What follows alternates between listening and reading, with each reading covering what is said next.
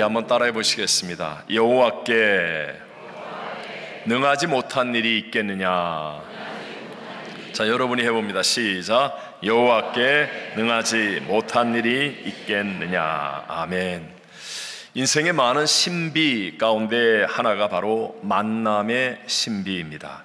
우리 모두에게 잘 알려진 헬렌 켈러는 어린 적 질병으로 시각과 청각을 모두 잃었습니다. 당연히 말도 못하게 되고 세상과 단절된 채 살아가는 불행한 인생이었습니다. 그런데 앤 설리반 선생님을 만남으로 인해서 언어라는 것이 무엇인지를 깨닫게 되고 자신의 장애를 극복하여서 전 세계에 긍정적인 영향력을 끼치는 위대한 삶을 살게 되었습니다. 한때 미디어의 거물로 알려진 오프라 윈프리도 어린 시절 성폭행 당한 트라우마 그리고 인종차별과 가난 속에서 방황하는 삶을 살았었습니다. 그런데 시인이자 작가인 마야 안젤루를 자신의 영적 어머니로 만나고 나서 신앙 안에서 진정한 자아를 발견하고 흔들리지 않은 가치관을 정립하여서 긍정적인 삶을 살게 되었습니다. 이처럼 모든 사람들에게 영향을 주는 것이 바로 만남의 신비인데, 여러분, 하나님과의 만남은 어떠하겠습니까? 자, 오늘 우리가 함께 읽었던 성경 본문의 말씀은요, 하나님이 두 천사와 함께 아브라함에게 찾아오셔서 만나시고 대화하시는 장면을 기록하고 있습니다. 성경에 나오는 최초의 성육신 사건이라고도 할 수 있죠. 그리고 이 사건 후에 1년 만에 90세 사라가 아들을 낳아서 아브라함이 아들 즉 이삭을 품에 안는 놀라운 응답과 기적을 체험하게 됩니다. 오늘 이 본문의 말씀을 통해서 여호와께 능하지 못한 일이 있겠느냐라는 제목을 가지고 이 마지막 시대를 살아가고 있는 저와 여러분에게 주시는 두 가지 하나님의 은혜를 함께 나누고자 합니다. 첫 번째, 찾아오시는 하나님. 어떤 하나님? 찾아오시는 하나님을 어떻게 영접하느냐가 누구의 몫이라고요? 나의 몫이다 라는 것입니다. 자, 오늘 본문의 배경이 되는 1절 말씀을 같이 한번 읽어봅니다. 여호와께서 마므레의 상수리 나무들이 있는 곳에서 아브라함에게 나타나시니라. 날이 뜨거울 때에 그가 장막문에 앉아 있다가. 아멘. 자, 아브라함이 여호와를 찾아간 게 아니라 여호와께서 아브라함에게 찾아오셔서 나타나셨는데 언제이냐? 성경은 분명하게 날이 뜨거울 때라고 말씀하고 있습니다. 제가 지난주에 주간에 텍사스 달라스를 갔다 오지 않았습니까? 낮의 온도가 100도를 넘으니까 제가 앞만 봐도 길거리에 사람이 걸어다니는 사람은 한 사람도 없어요. 다 에어컨 있는 곳 안에 있지 바깥에 사람이 있지 않아요. 자, 근데 하나님께서 날이 뜨거울 때, 이 말은 중동의 날은 더 뜨겁잖아요. 그러니까 일반적으로 사람들이 전혀 예기치 못하고 있을 때에 하나님이 찾아오셨다라는 말씀입니다. 그래서 히브리서에는 똑같은 이 내용을 히브리서 13장 2절 끝부분에 보면 부지 중에 천사들을 대접한 이들이 있었느니라 하면서 전혀 예기치 못한 때에 천사들 하나님을 영접한 아브라함에 대해서 말씀하고 있습니다. 불쑥 나타나셨음에도 불구하고, 예기치 못한 순간에 나타나셨음에도 불구하고 아브라함은 당황하거나 귀찮아하지 않고 2절 말씀을 보니까 그들을 보자 곧 장막문에서 달려나가 영접하며 몸을 땅에 굽혀서 그분들을 모셔드립니다. 또 물을 가져와서 발을 씻게 하고 나무 그늘 아래서 쉬게 합니다. 그리고는 6절 말씀에 급히 장막으로 가서 고운 곡식 가루를 반죽하여 떡을 만들고 기름지고 좋은 송아지를 잡아서 요리를 했다라고 말씀합니다. 자, 8절 말씀을 읽어보겠습니다.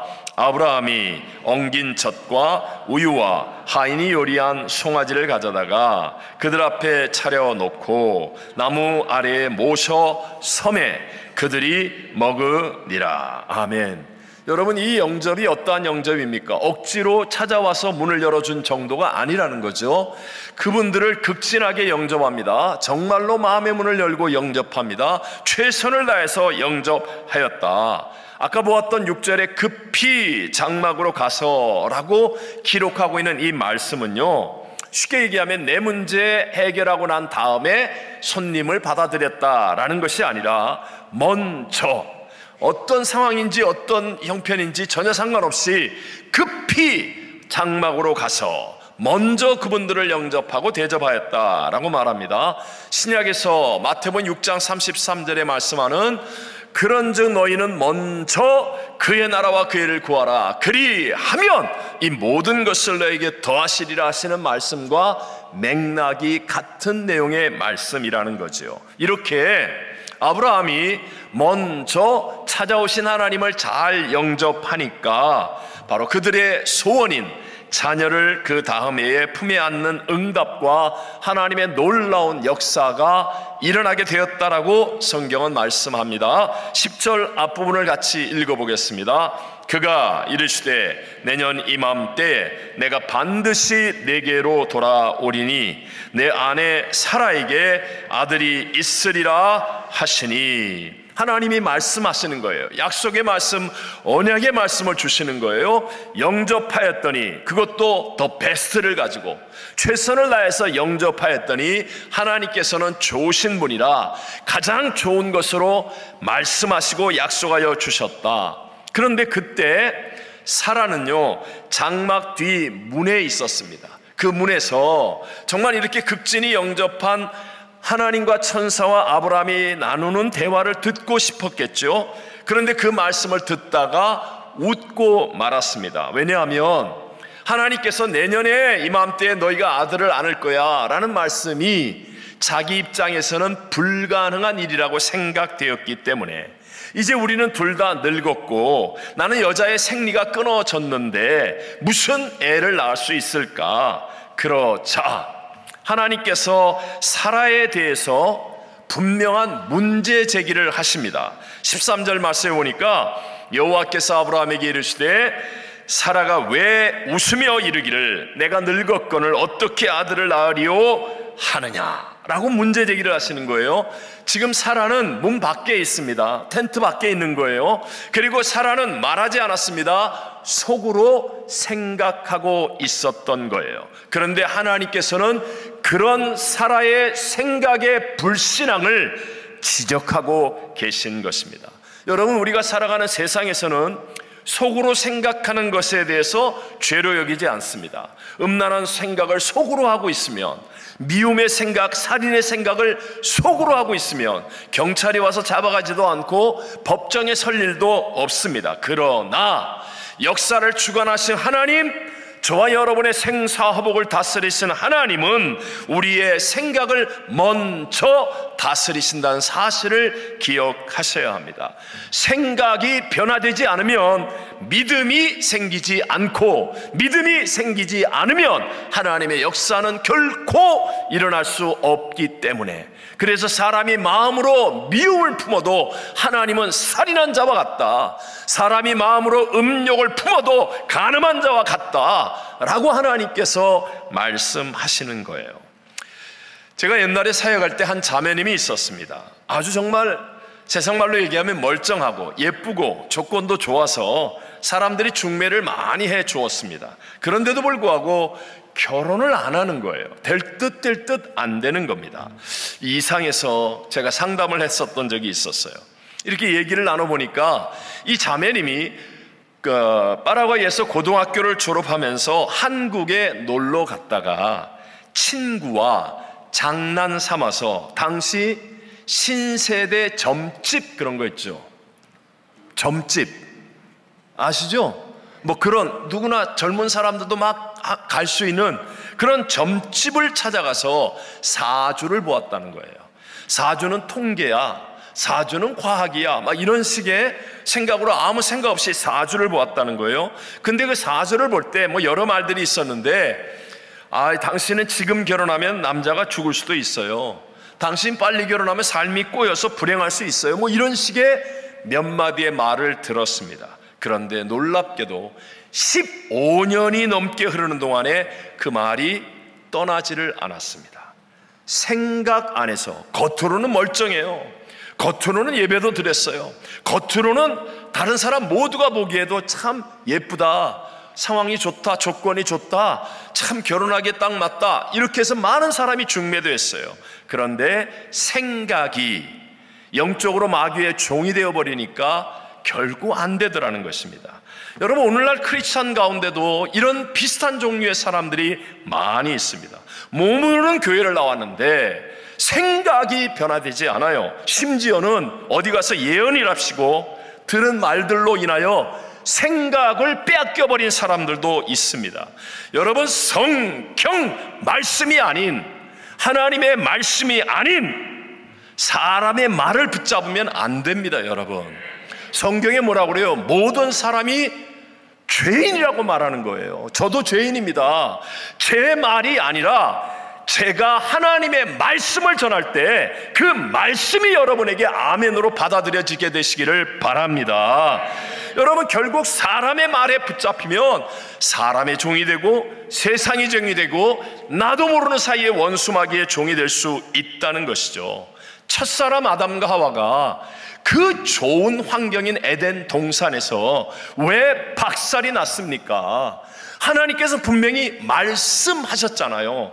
다 네가 임의로 먹되 다스리고 정복하고 번성하되 동산 중앙에 있는 선악을 알게 하는 나무의 열매만은 먹지 말라. 먹는 날에는 반드시 죽으리라 말씀하셨어요. 그런데 어떻게 되죠? 하와는 뱀이 하는 말을 듣습니다. 또 아담은 하와가 하는 말을 듣고 결국은 하나님 말씀보다 이런 말들을 통하여 박살이 나버리고 만나는 것입니다. 기억하십시오. 오직입니다. 오직 하나님의 말씀이 인풋되어야 하나님의 역사가 아웃풋되는 거예요. 명심하십시오. 그냥 교회를 오래 다녔다고 역사가 일어나는 거 아니에요.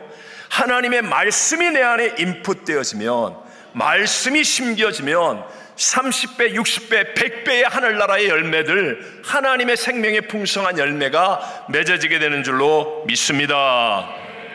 콩 심은데 콩 나는 거예요. 팥을 심으면 팥 나는 거예요. 사람이 하는 소리 심고 하나님의 역사가 일어난다, 그런 거짓말 하지 마세요. 하나님의 말씀을 심었는데 하나님의 역사가 안 일어난다? 제발 그런 미혹에도 속지 마십시오. 하나님의 말씀을 심으면 반드시 하나님의 역사는 일어납니다. 그래서 하나님은 아브라함과 사라에게 다른 거 하지 않아요. 말씀을 또다시 심어주는 겁니다. 자, 14절을 다 같이 읽어보겠습니다. 여호와께 능하지 못한 일이 있겠느냐? 기한이 이를 때에 내가 내게로 돌아오리니 사라에게 아들이 있으리라. 아멘. 무려 3번이나 반복해서 하나님이 아들을 줄 것이다 약속하여 말씀하십니다. 전체적으로 보면 거의 9번 정도를 하나님이 말씀하시는 거예요. 하나님은 돌이 변하여 떡덩이도 되게 하시는 분입니다. 죽은 자도 살리시는 분입니다. 그러나 언제나 하나님은 먼저 말씀을 주시고 이 말씀을 붙들고 아멘할 때 하나님의 역사가 우리의 삶 속에 일어나게 하는 것임을 믿게 되시기를 바랍니다. 오늘 우리 모두에게 찾아오신 하나님이 바로 예수 그리스도이십니다. 마태복음 1장 23절에 보라, 처녀가 잉태하여 아들을 낳을 것이요 그의 이름은 무엇이라? 임마누엘이라 하리라 하셨으니 이를 번역한즉 하나님이 우리와 어떻게 해요? 함께 계시다 함이라. 여러분, 우리 모두에게 찾아오신 하나님이 바로 예수 그리스도예요. 그런데 요한복음 1장 14절에 그 예수님은 무엇이 육신이 되었다고요? 말씀이 육신이 되어 우리 가운데 거하심에 우리가 그의 영광을 보니 아버지의 독생자의 영광의 은혜와 진리가 충만하더라. 예수님도 말씀이 육신이 되어 오신 분이시다. 자, 이제 우리에게 중요한 것은 우리가 어떤 마음과 어떤 생각으로 영접하느냐입니다. 마태복음 5장 45절에도 하나님이 그 해를 악인과 선인에게 비추십니다. 또 비를 의로운 자와 불의한 자에게 내려주십니다. 다 똑같아요. 그런데 문제는 어떻게 영접하느냐, 내가 얼마나 간절함으로 진지함으로 그리고 내 마음의 문을 오픈하여서 영접하느냐, 그렇지 않고 한 귀로 듣고 한 귀로 흘려버리듯이 가볍게 영접하느냐, 이 차이라는 거예요. 자, 우리는 이스라엘이라는 나라가 1948년대에 건국되었어요. 지금 똑같은 땅인데 이스라엘과 그 주변 국가들을 비교해 볼 수 있잖아요. 기후도 같고 환경도 같고 땅도 같은 땅인데 너무나 다르다. 마치 미국 국경을 딱 넘어가면 멕시코와 미국이 너무 다르잖아요. 도로도 다르고 집도 다르고 정말 너무 다른 것과 같습니다. 같은 기후요, 같은 땅인데도 누가 차지하고 관리하느냐, 여기에 따라서 결과의 모습들이 달라진다. 지금 저희들은 똑같이 말씀이 육신이 되신 예수님께서 우리를 위해서 몸짓고 피 흘려 죽으신 성찬을 대하게 될 겁니다. 똑같은 성찬을 대하지만 어떤 마음과 어떤 태도로 성찬을 대하느냐, 다르다는 거예요. 결말이 다르다는 것입니다. 여러분, 말씀이 내 속에 인풋된 믿음을 가지고 그 생각으로 성찬을 대하게 되면 저와 여러분에게도 아브라함 가정에 임했던 것 같은 하나님의 응답과 하나님의 역사들이 일어나게 됨을 믿게 되시기를 바랍니다. 두 번째, 전능하신 하나님은 분명한 목적을 가지고 역사하신다. 다시 한번, 어떤 하나님? 전능하신 하나님은 분명한 무엇을 가지고? 목적을 가지고 역사하시는 분이다 라는 것입니다. 분명히 하나님 말씀하잖아요. 능하신 하나님은 능하지 못할 일이 없으신 여호와 하나님이라고. 하나님은 전능하십니다. 뭐든지 할 수 있다는 거예요. 그런데 그 하나님의 능력이 아무렇게나 나타나는 것은 아니다. 필립 얀시 목사님의 책 하나님 당신께 신망했습니다 라는 책을 보면요, 우리들이 일반적으로 많이 할 수 있는 질문들, 하나님이 전능하신데 왜 날 안 도와주십니까? 하나님 왜 날 안 고쳐주십니까? 전능하신다면서 왜 악인이 저렇게 형통하게 내버려 둡니까? 전능하신 하나님이 왜 불공평에 대해서 이렇게 침묵하시고 숨어 계십니까? 이런 질문들에 대한 성경의 인물들과 실제의 상황들을 바탕으로 우리 안에 있는 의심과 회의를 거두어내주는 아주 좋은 책입니다.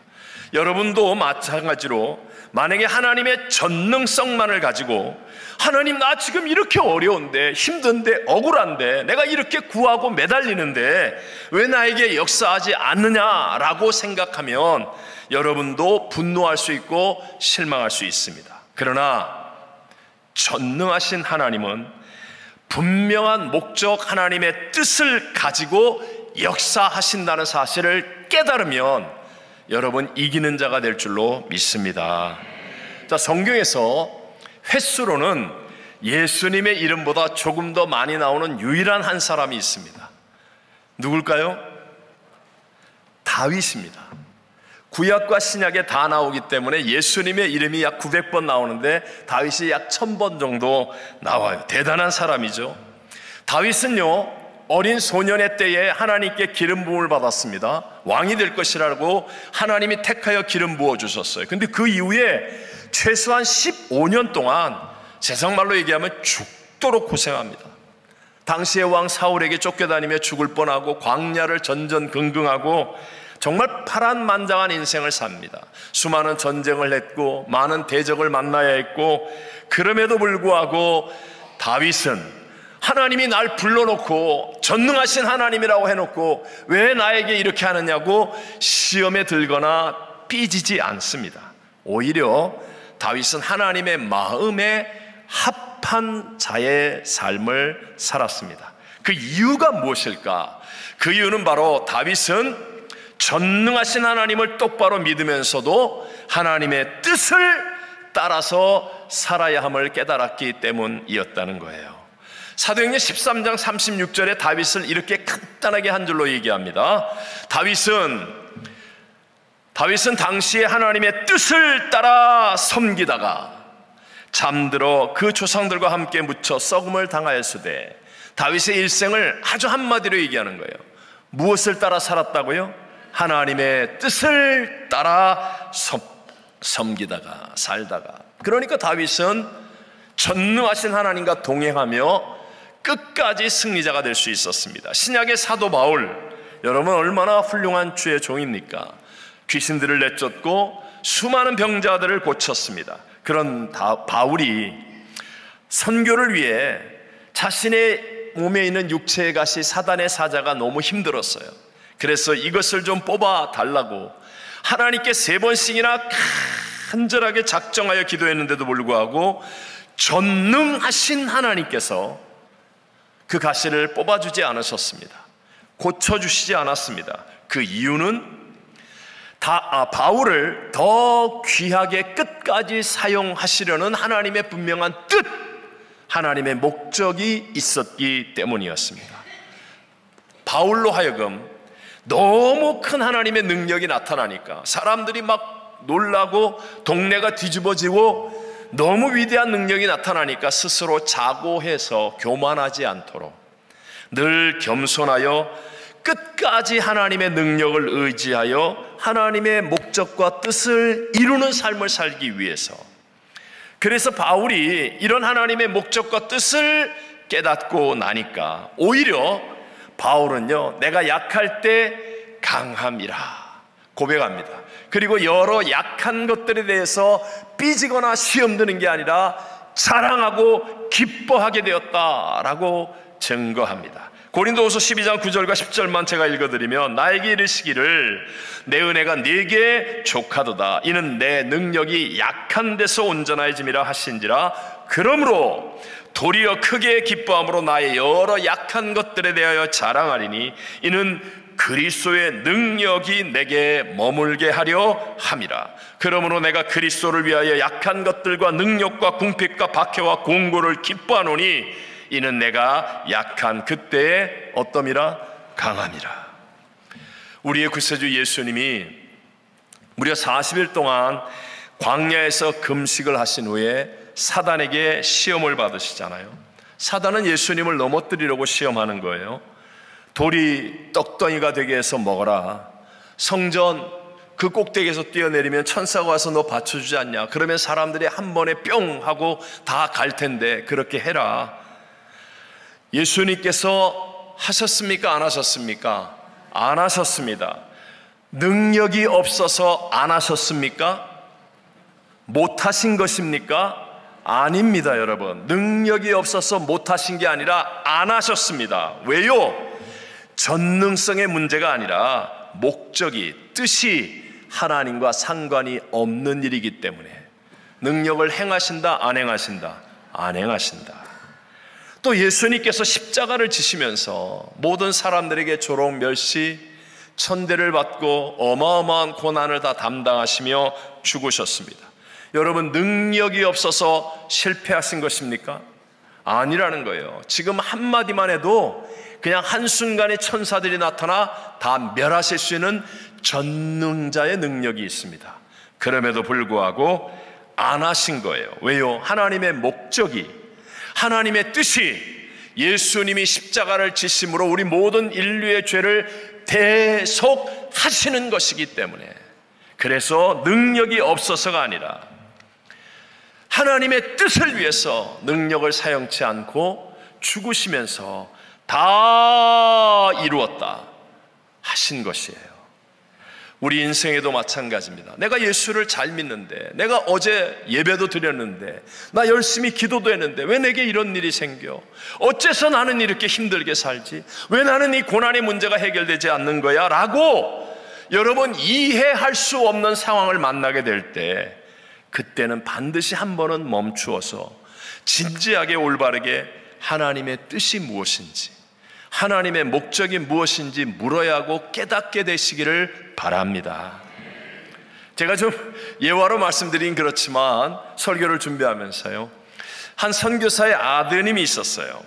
참 선교지에서 정말 부모님을 도와서 열심히 했고 또 유학 가서 대학도 나오고 그리고 한국에 돌아가서 사업을 하게 되었는데 언어도 능통하고 세계를 보는 눈도 있어서 그런지 사업을 너무 잘하는 거예요.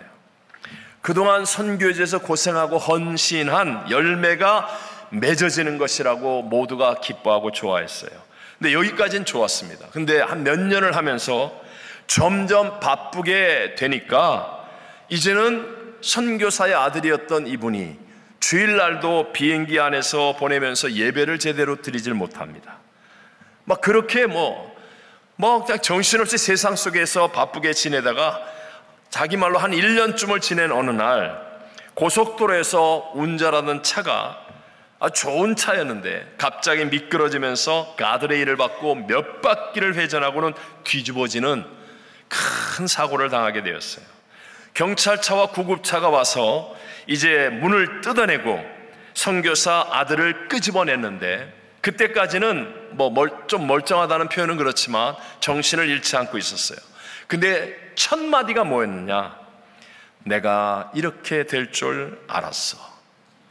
이게 첫 마디였대. 구급대원이 한 얘기예요. 구급대원이 꺼내는데 딱 첫 마디가 내가 이렇게 될 줄 알았어. 그리고는 정신을 잃었어요. 이게 무슨 뜻인지 이해하시죠? 내가 하나님의 뜻과 하나님의 목적과 벗어나서 내 마음대로 이렇게 살다가 언젠가는 한번 하나님 앞에 터질 줄 알았어. 오늘날 우리 인생도 마찬가지입니다. 미국이 왜 이 축복과 능력을 잃어버려 갑니까? 청교도의 신앙으로 하나님께서 정말 강대한 나라가 되는 복을 주셨는데 하나님의 목적과 하나님의 뜻을 벗어나고 있으니까 하나님의 그 전지전능하신 하나님의 복이 사라져가고 있는 것 아니겠습니까?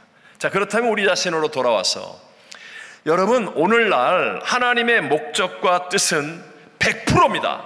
100% 하나님의 말씀 안에 있습니다.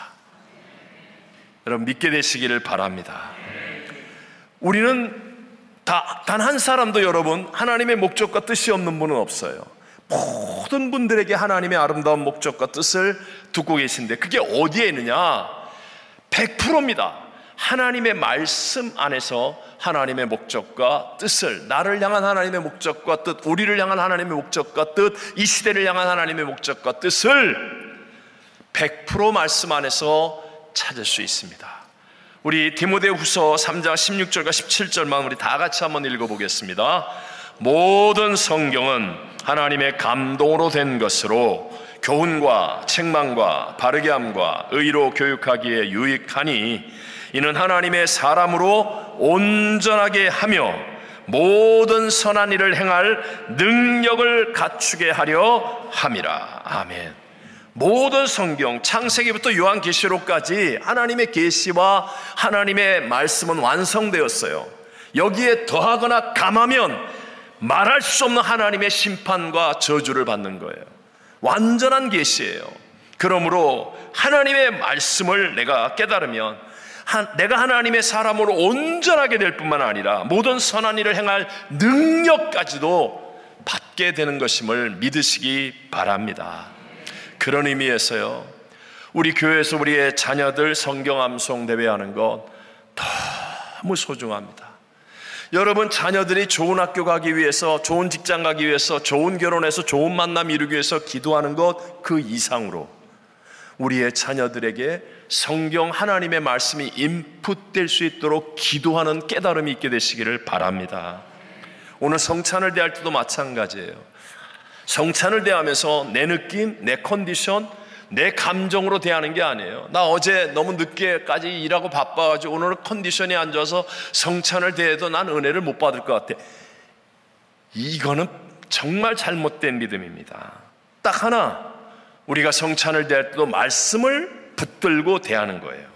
말씀 가운데 내 살을 먹고 내 피를 마시는 자는 내 안에 거하고 나도 그의 안에 거하느니라. 여러분 말씀을 믿으세요? 천지는 없어도 이 말씀은 1.1에 변하지 않은 진리인 것을 믿으세요? 말씀을 붙들고 말씀을 가지고 성찬을 대하는 거예요. 내가 이 성찬을 대할 때 내가 주 안에 거하고 주님이 내 안에 거하신다는 1.1에 변하지 않은 말씀을 믿습니다 하고 성찬을 대하면, 그러면 예수님을 씹어 먹겠습니까? 예수님 우리가 뜯어서 피를 마시겠습니까? 그런데 놀랍게 내 안에 예수가 계심을 우리의 가정에서, 직장에서, 우리의 삶 속에서 반드시 체험하게 되고 영광 돌리는 승리자가 될 줄로 믿습니다. 고린도서 11장 26절에도 너희가 이 떡을 먹으며 이 잔을 마실 때마다 그의 죽으심을 그가 오실 때까지 전하는 것이라고 말씀하지 않았습니까? 이게 주님의 약속이고 명령이에요. 그래서 우리 교회와 성도들이 이 일을 행하며 복을 받는 거예요. 은혜를 누리는 거예요. 내일 우리 멕시코 4차 단기 선교팀 27분이 떠나지 않습니까? 온 교회가 가는 분들을 위해 보내고 돕는 믿음으로 하나 되고, 8월 달에 또 우리 말레이시아에서의 중국 본토의 교육자들을 모여서 수련회 하는 열방전이라는 이 일을 또 섬깁니다. 이런 일들을 통하여 우리가 주님을 순종하는 믿음이 되고 주님을 기쁘시게 하는 역전승의 삶을 이루어가게 되는 것입니다. 여호와께 능하지 못한 일이 있겠느냐? 성경에서 아브라함에게 하신 말씀은 오늘 저와 여러분을 향한 말씀입니다. 그 전능하신 하나님은 임마누엘 예수님을 통해서 지금 우리 한 사람 한 사람에게 찾아오셨습니다. 찾아오시는 하나님을 어떻게 영접하느냐가 내 몫입니다. 그리고 전능하신 하나님은 반드시 하나님의 목적과 뜻을 따라 역사하십니다. 사라와 같이 먼저 내 생각을 바꾸는 올바른 믿음을 통하여 하나님의 응답, 하나님의 역사를 우리 모두 체험하고 승리하며 간증하는 저와 여러분이 다 되시기를 주의 이름으로 축원합니다. 축원합니다.